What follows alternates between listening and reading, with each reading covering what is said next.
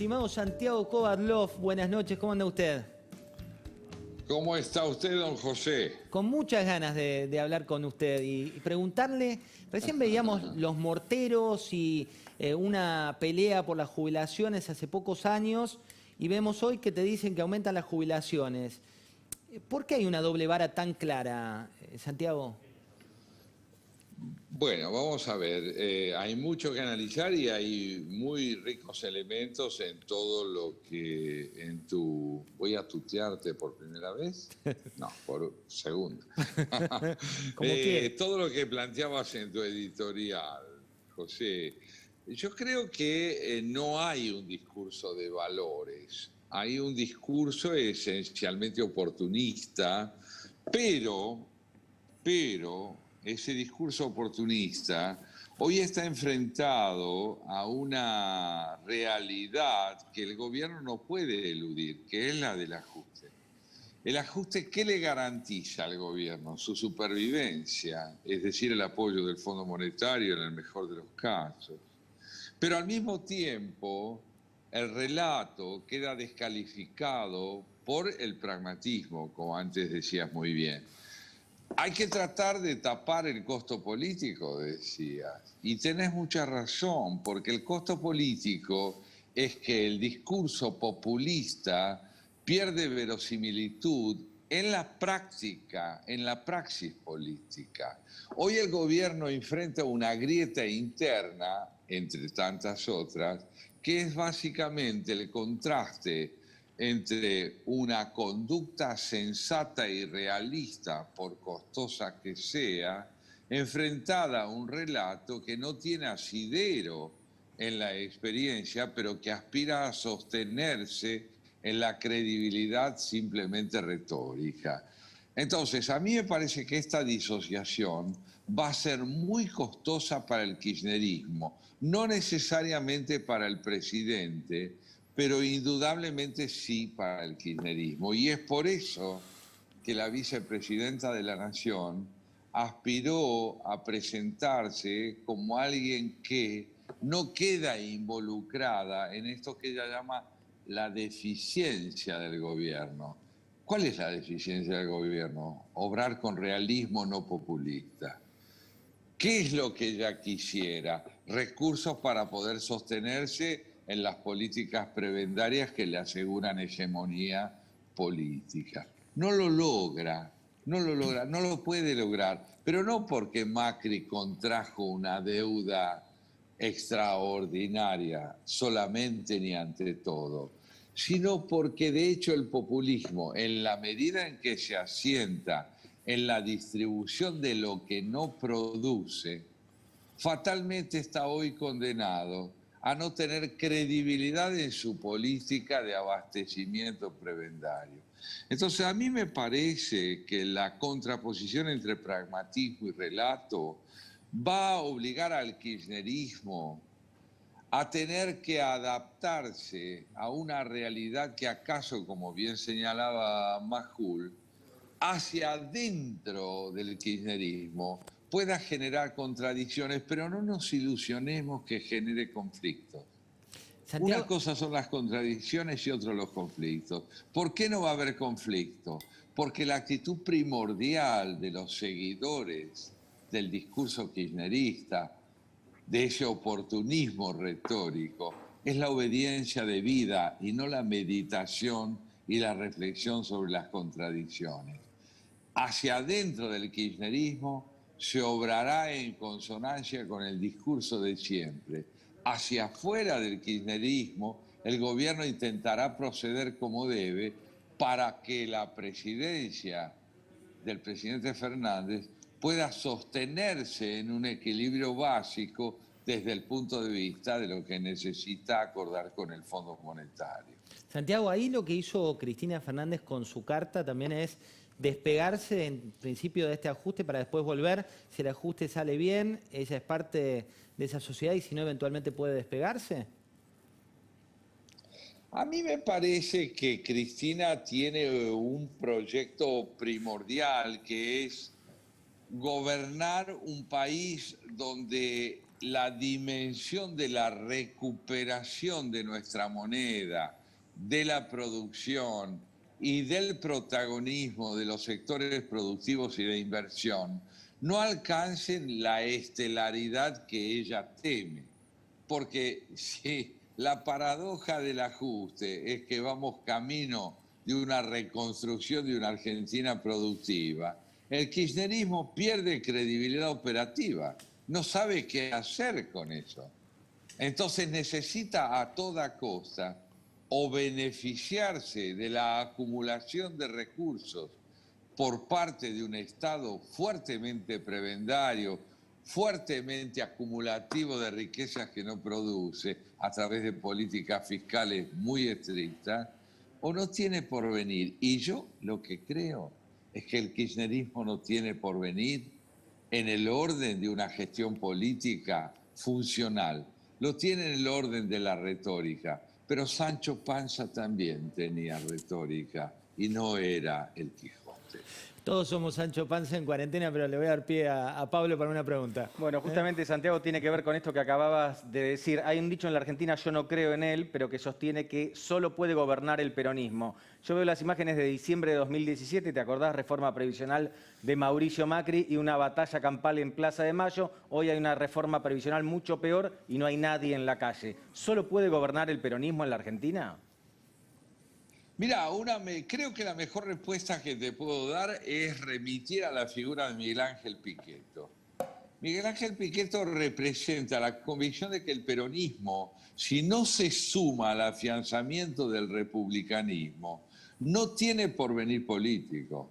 Entonces, creo que Pichetto ha comprendido que el peronismo no puede seguir gobernando como lo hacía, y que debe integrarse una fuerza que aliente la producción, que aliente la inversión, y en esa medida nos está diciendo algo que es muy importante entender. ¿Por dónde pasa el porvenir de un movimiento al que las circunstancias lo obligan a convertirse en parte de un proyecto republicano? Lo demás no tiene porvenir, tiene pasado. Puede llegar a gobernar, pero no puede llegar a administrar una gestión con eficacia. Santiago, lo sumo a Alfredo Sáenz con una pregunta. ¿Qué tal, Santiago? ¿Cómo te va? ¿Qué decís, Santiago? Muy bien. El oficialismo se desilusiona que el triunfo de Biden va a ser un cambio en la relación del gobierno argentino con Estados Unidos y que esto puede posibilitar una mayor inserción de Argentina en el mundo, que hasta que puede favorecer una negociación con el fondo. ¿Crees que hay algo de eso?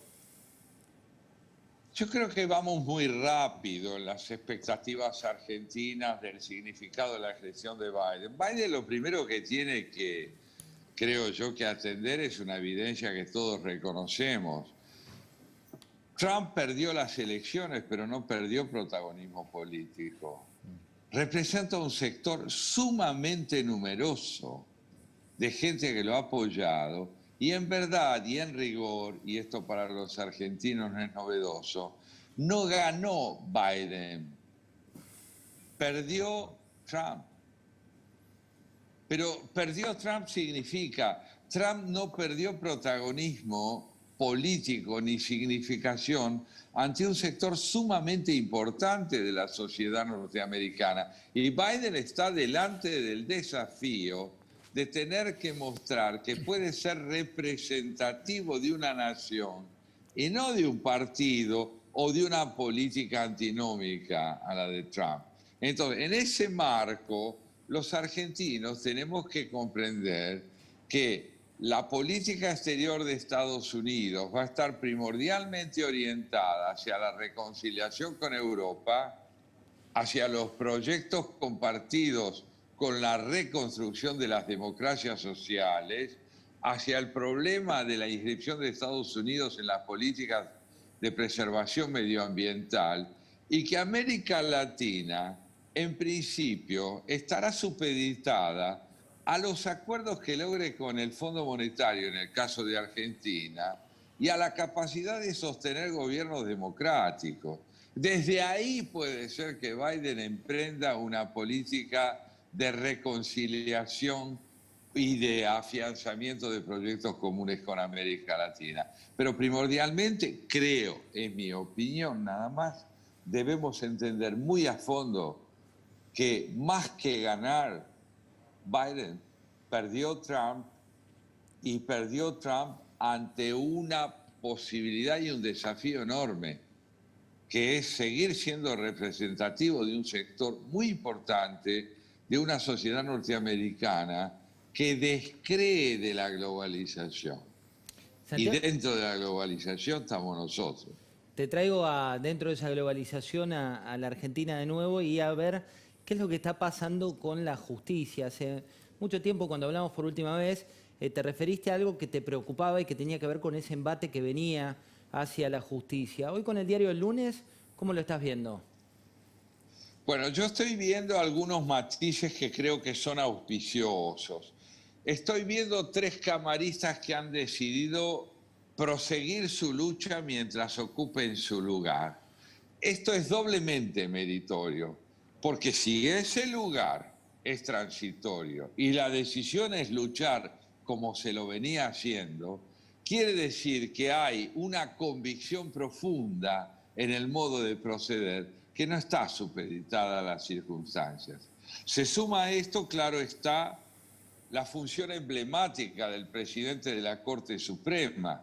Y se suma a esto, creo yo, y lo valoro enormemente, las negociaciones que se están haciendo para lograr que sean 2/3 y no una mera mayoría senatorial la que decida elegir al magistrado que ha de tener el control fundamental de los jueces. Entonces, ¿qué veo? Veo un escenario de discusión y de afirmación de valores opuesto a una postura que quiere reducir la significación de la justicia al predominio de la política demagógica de quienes entienden que el delito no es delito y que la justicia no es justicia. Frente a eso, aquellos que podrían estar afectados han decidido sostener la convicción de que la ley no se sujeta a las circunstancias políticas. Santiago, hubo una tragedia este año en la Argentina que no tiene que ver solo con el COVID,